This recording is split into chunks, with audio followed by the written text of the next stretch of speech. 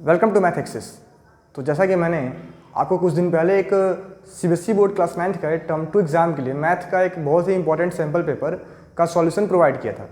तो आज इस वीडियो में हम लोग उसी का पार्ट सेकंड देखेंगे। आज ही आपको एक दूसरा सैम्पल पेपर मैं उसका सॉल्यूशन बताने वाला हूँ, जो कि आपको स्क्रीन पर दिख रहा होगा। तो आइए आज हम लोग इस वीडियो को शुरू करते हैं। अगर आप इस सैम्पल पेपर को डाउनलोड करना चाहते हैं तो उसका लिंक आपको वीडियो के डिस्क्रिप्शन में दिया गया है, आप जाकर के उसको डाउनलोड कर लें। तो देन जो इसमें सबसे पहला क्वेश्चन हमसे पूछा जा रहा है, जो कि आप सभी को स्क्रीन पर दिख रहा होगा, इसमें दिया गया है कि ये जो सैम्पल पेपर कितने नंबर का है, तो पूरे 40 मार्क्स का है और इसमें 3 सेक्शन है, section A, B and section C. तो सेक्शन ए में जो 6 क्वेश्चन हमको दिए जा रहे हैं वो 6 क्वेश्चन 2-2 नंबर के हैं। तो पहला क्वेश्चन जो हमसे पूछा गया है, पहला क्वेश्चन हमें दिया गया, जो क्वेश्चन ये है प्रोबेबिलिटी का है। तो सबसे पहले जो फर्स्ट क्वेश्चन हमसे पूछा गया है, इसमें दिया गया है the record of a weather station shows that out of the past 250 consecutive days its weather forecast were correct 175 times। तो पहला हमसे पूछा गया कि what is the probability that on A given day it was correct. ठीक है, यानी कि हमें टोटल नंबर ऑफ डेज कितने दिए गए हैं, टोटल और नंबर ऑफ डेज दिए गए हैं हम लोग को 250 और हमें बताया जा रहा है कि जो फोरकास्ट है वो कितने दिन करेक्ट है। तो हमसे पहला प्रोबेबिलिटी पूछा गया है कि what is the probability that on A given day it was correct. तो फेवरेबल आउटकम कितना हो जाएगा, जो हमें दिया गया है कि हमसे पूछा जा रहा है करेक्ट होगा 175। कितना है 175। तो probability of forecast correct, probability of forecast correct कितना हो जाएगा, तो 175 अपॉन 250। तो जब इसको हम लोग सिंप्लीफाई करेंगे तो ये 25 से कट जाएगा कितने बार में, 25 से आपका कैंसिल होगा 7 टाइम्स में और ये कैंसिल हो जाएगा 10 टाइम्स में। ठीक है, यानी कि 0.7 फोरकास्ट के करेक्ट होने का चांस कितना है, 0.7। देन हमसे पूछा गया है कि what is the probability that it was not correct on a given day. Then पूछा जा रहा है कि क्या प्रोबेबिलिटी है कि जो किसी पर्टिकुलर डे को करेक्ट नहीं होगा। तो अगला क्वेश्चन हमसे ही पूछा गया कि क्या प्रोबेबिलिटी है कि किसी पर्टिकुलर डे को करेक्ट नहीं होगा। ठीक है, तो नंबर ऑफ टाइम्स पहला क्वेश्चन था, उसका पार्ट सेकंड है, हम इसको लिख लेंगे नंबर ऑफ टाइम्स, और number of times forecast was not correct, ठीक है। तो कितने दिन करेक्ट नहीं है, टोटल 250 हैं, 175 डेज में वो करेक्ट है, यानी कि जो बचे आपके 75 डेज, इन दिन में जो आपका फोरकास्ट है वो इनकरेक्ट है। तो इसकी प्रोबेबिलिटी क्या हो जाएगी, प्रोबेबिलिटी ऑफ इनकरेक्ट फोरकास्ट ये हो जाएगा 75 अपॉन 250 एंड जब इसको हम सिंप्लीफाई करेंगे तो ये आएगा 3/10 जो कि हो जाएगा 0.3। तो ये था क्वेश्चन नंबर 1 का सॉल्यूशन। देन जो अगला क्वेश्चन हमसे पूछा जा रहा है, इसमें हमें दिया गया है, और जो ये सैम्पल पेपर आप देख रहे हैं केंद्रीय विद्यालय संगठन का है, इसका मतलब ये आपके लिए बहुत ही ज़्यादा इंपॉर्टेंट रोल प्ले करने वाला है और इसके हर एक क्वेश्चन का सॉल्यूशन आप लोग डिटेल में देख करके जाएं। हो सकता है कि या तो सेम क्वेश्चन या फिर इस टाइप के क्वेश्चन ही आपसे आपके आने वाले टर्म 2 मैथ के एग्जाम में पूछे जाएंगे। और सेकेंड क्वेश्चन हम लोग का क्वेश्चन नंबर 2, क्वेश्चन नंबर 2 में हमें दिया गया है कि इवेलुएट, क्या दिया गया, इवेलुएट 103 इंटू 107। 2 में पहला क्वेश्चन हमें दिया गया है, इसको हमें इवेलुएट करना है विदाउट मल्टीप्लाइंग डायरेक्टली, यानी डायरेक्टली हमें मल्टीप्लाई नहीं करना है, हमें इसको कुछ जो आइडेंटिटी होती है उन आइडेंटिटी को यूज करते हुए इवेलुएट करना है। ठीक है, तो हम इसको क्या लिख सकते हैं, 103 को 100 प्लस में 3 इंटू में 100 प्लस 7, यानी जो यहाँ आइडेंटिटी लग रहा है आप लोग का वो क्या होता है कि कहीं पर अगर x प्लस ए इंटू में x प्लस बी दिया जाए तो इससे हम नोट कर सकते हैं x² plus a plus B into में x प्लस ए बी। इसको यूज करके हम लोग इसको क्या कर सकते हैं, तो करेक्टली सॉल्व कर सकते हैं।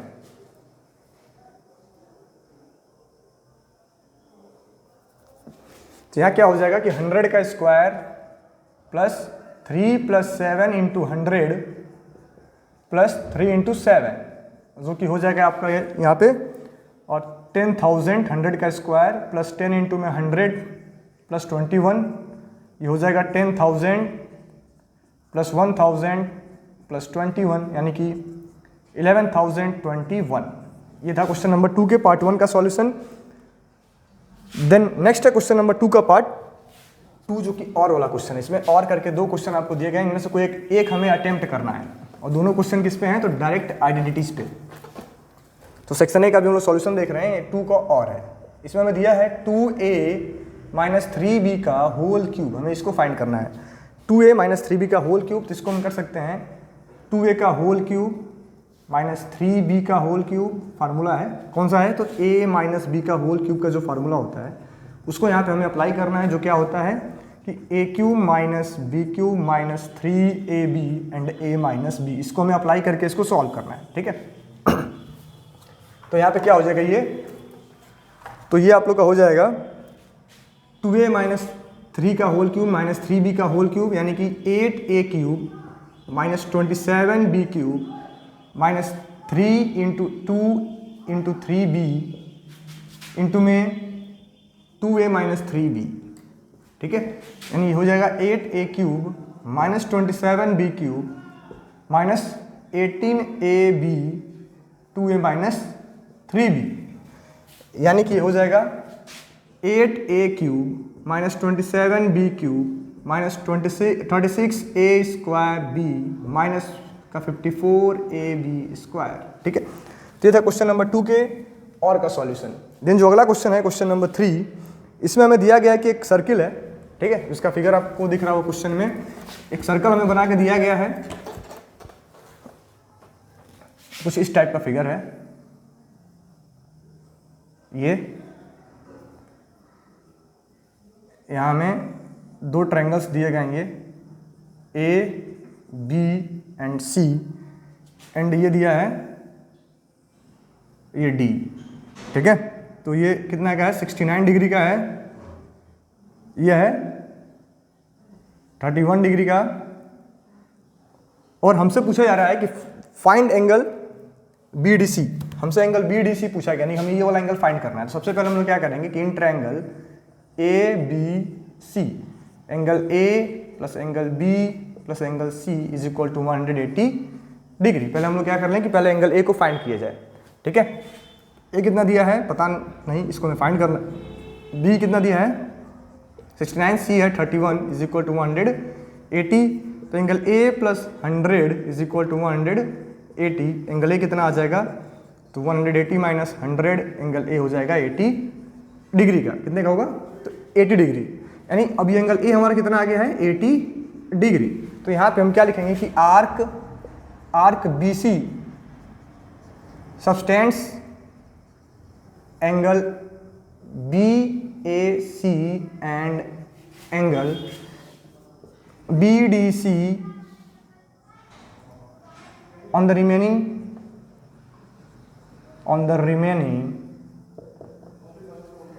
part of the circle, part of the circle, ठीक है।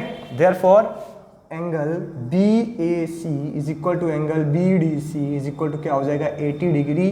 रीजन क्या होगा, angle in the same segment, angle in the same segment, reason यही रहेगा कि angle in the same segment, ठीक है। तो ये था क्वेश्चन नंबर 3 का सॉल्यूशन। देन जो हम लोग का अगला क्वेश्चन दिया गया हम लोग इसको सॉल्व करेंगे। क्वेश्चन नंबर 3 का ये था सॉल्यूशन। अगला क्वेश्चन हमसे पूछा जा रहा है कि हमें दिया गया है कि the angles of quadrilateral are in the ratio 3:5:9:13। हम लोग इस क्वेश्चन नंबर 4 को सॉल्व करेंगे। तो क्वेश्चन नंबर 4 हमें दिया गया है, जो कि आप सभी को स्क्रीन पर दिख रहा होगा। इसमें पूछा गया है कि the angles of quadrilateral are in the ratio 3:5:9:13। हमें फाइंड करना है ऑल द एंगल्स। तो मान लेते हैं लेट द फर्स्ट एंगल, थोड़ा सा स्टेप अप कम लिखेंगे ताकि टाइम बहुत कम है।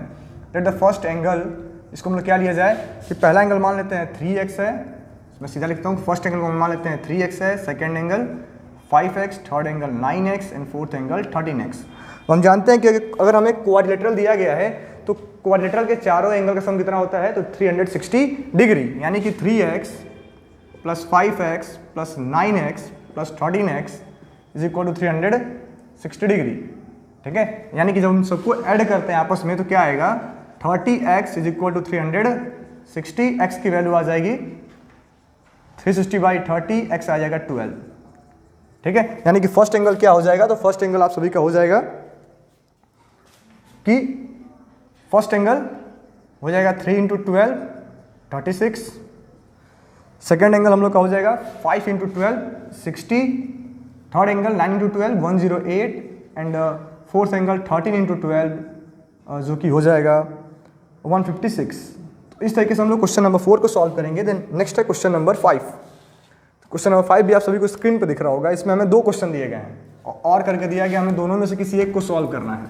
क्वेश्चन नंबर 5 में इसमें हमें दिया गया है कि the cost of digging a cuboidal pit 8 metre long and 6 metre broad and 3 metre deep at the rate of 30 per metre cube. यानी हमें सिंपली क्या करना है कि वॉल्यूम ऑफ क्यूबॉइड निकाल करके volume of cuboid question number 5 के first में जो 5 है, वॉल्यूम ऑफ क्यूबॉइड क्या होता है, तो L into B into H, simply से फाइंड कर लेना है, जो कि हो जाएगा कि 8 इंटू 6 इंटू 3 कितना आ जा रहा है, तो 144 मीटर क्यूब। हमसे पूछा गया है कॉस्ट, तो कॉस्ट ऑफ डिगिंग क्या हो जाएगा, जो भी हमसे पूछा गया यहाँ पे 144 इंटू 30 मल्टीप्लाई करने पे कितना आ जाएगा, तो ये आपका आंसर आ रहा है ₹4320।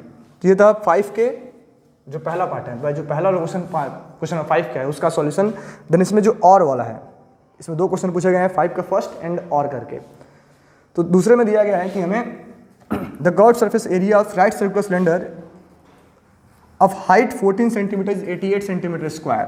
हमसे पूछा जा रहा है find the diameter of the base of the cylinder. तो जो सिलेंडर होता है, सिलेंडर के curved surface area, CSA of cylinder का फार्मूला क्या होता है, CSA ऑफ सिलेंडर 2πRh, जो हमें दिया है कितना 88, 2 into 22/7 into R into H क्या है, तो 14 है। जब इसको हम सॉल्व करते हैं तो कितना हो जाएगा, 88 is equal to 44/7 into 14 into R, ये 2 टाइम्स में कैंसिल होगा, यानी कि 88 is equal to 88 into R की वैल्यू आ गई 1, डायमीटर कितना आ जाएगा, तो 2 इंटू 1 2 सेंटीमीटर। ये था क्वेश्चन नंबर 5 के और वाले का सॉल्यूशन, 5 का और। देन 6 है क्वेश्चन नंबर 6, सेक्शन ए का ये आखिरी क्वेश्चन है। इसमें हमें दिया गया है कि क्वेश्चन नंबर 6 में, जो कि स्क्रीन पर दिख रहा होगा, कि 11 बैग्स हैं ऑफ व्हीट फ्लोर, ईच का वेट दिया है 5 kg actually, contain the following weight of floor. ठीक है, 5 kg होना चाहिए, लेकिन सब में क्या है, वेट अलग अलग है, किसी में 4.97 है, किसी में 5.05 है। हमसे पूछा जा रहा है कि find the probability that any of this bag chosen at random contain more than 5 kg। ठीक है, तो सबसे पहले तो हम लोग पता करें कि टोटल नंबर ऑफ बैग्स कितने हैं। तो सबको अगर आप काउंट करते हैं तो total number of bags, question 6 था, टोटल नंबर ऑफ बैग्स कितने आ जा रहे हैं, तो 11। हमसे पूछा जा रहा है कि number of bags having more than 5 kg, तो ऐसे बैग्स कितने हैं काउंट करने पे, number of bags having more than 5 kg, having more than 5 kg, ऐसे बैग कितने हैं, तो 7 है। तो प्रोबेबिलिटी हमसे पूछा जा रहा है कि क्या प्रोबेबिलिटी है कि जो बैग हम सेलेक्ट कर रहे हैं वो मोर देन 5 kg वाला होगा। तो probability of getting more than 5 kg क्या हो जाएगा, तो फेवरेबल 7 और टोटल 11, 7/11। तो ये था सिंपल पेपर के सेक्शन ए का सॉल्यूशन। देन अगला है सेक्शन बी। तो सेक्शन बी में जो हमसे पहला क्वेश्चन पूछा गया है,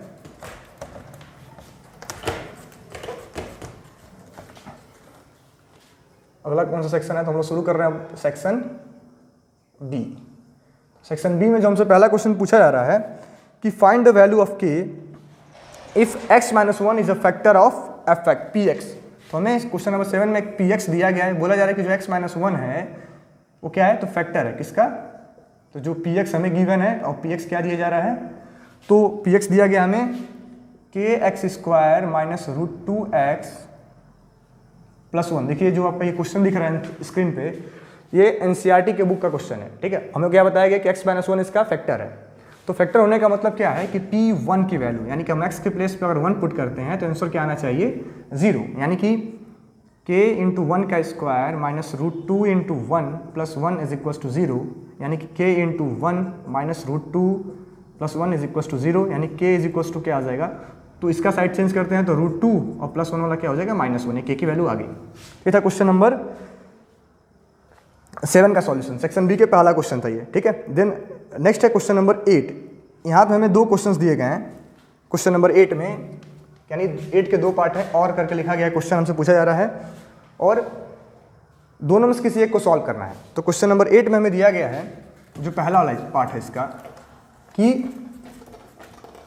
पहले पार्ट में हमें दिया गया है 8 के कि hemisphere dome of building needs to be painted.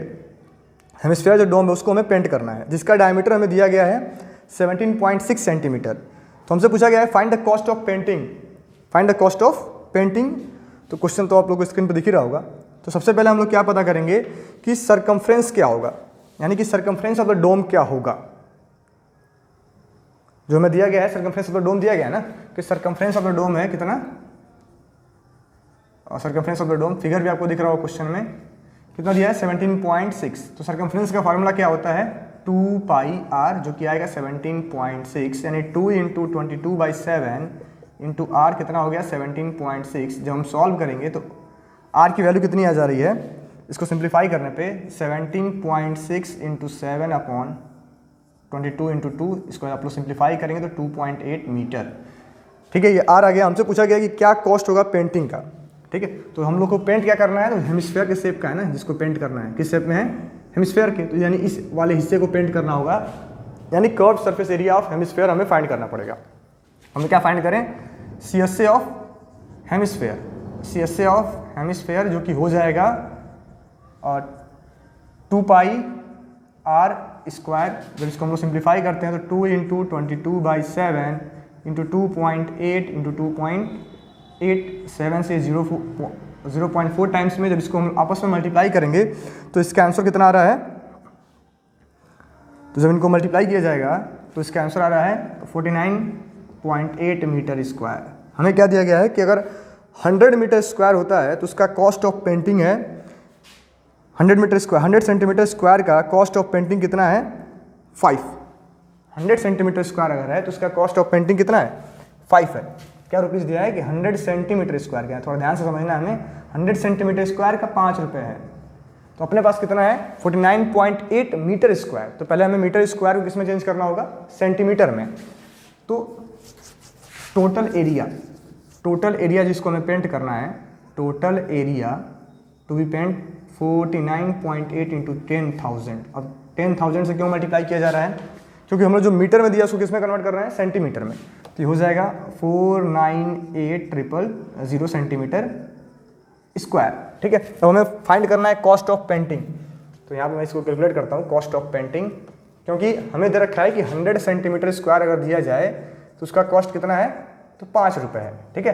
तो टोटल कॉस्ट के लिए पहले हम लोग जो एरिया मीटर स्क्वायर में फाइंड किया सेंटीमीटर स्क्वायर में, उसको 100 से डिवाइड करके और देन 5 से मल्टीप्लाई कर लेंगे। तो ये 0 टाइम्स में कैंसिल, और जब 5 से मल्टीप्लाई किया जाएगा तो इसका आंसर क्या आ रहा है, मल्टीप्लाई करने पे जो इसका करेक्ट आंसर आ रहा है वो आ रहा है 24,640, ठीक है। तो ये था क्वेश्चन नंबर 8 के पार्ट 1 का सॉल्यूशन, ठीक है। देन अगला जो क्वेश्चन हमसे पूछा जा रहा है, इसी में 8 में एक और करके क्वेश्चन हमें दिया गया है। उसमें दिया है कि एक ट्रायंगल है ABC एक राइट एंगल ट्रायंगल है, जिसके साइड्स हमें दिए गए हैं 5 centimetre and 12 centimetre and 13 centimetre, और उसको रिवॉल्व किया जा रहा है about side 12 centimetre. 12 centimetre side के अकॉर्डिंग उसको क्या किया जा रहा है, तो रोटेट किया जा रहा है। तो हमसे पूछा है find the volume of the solid so obtain. तो देखिए, जब कभी भी हम लोग ट्रायंगल को रोटेट करेंगे ना, अगर कोई ट्रायंगल, हमें कोई राइट एंगल ट्रायंगल ले लें और उसको हम लोग किसी साइड के अकॉर्डिंग रोटेट कर दें। मान लीजिए कि हमें एक राइट एंगल ट्रायंगल दिया ये, और 12, 5 एंड 13, तो इसको हम रोटेट करते हैं तो ये हरदम एक कोन बनाएगा। क्या फॉर्म करेगा, एक कोन फॉर्म करेगा। इस कोन का रेडियस कितना हो गया, तो 5 सेंटीमीटर, हाइट कितना हो गया 12 सेंटीमीटर। हमसे पूछा जा रहा है इसका वॉल्यूम। क्या पूछा गया हमसे कि find the volume of cone, ठीक है। तो वॉल्यूम ऑफ कोन का फॉर्मूला क्या होता है,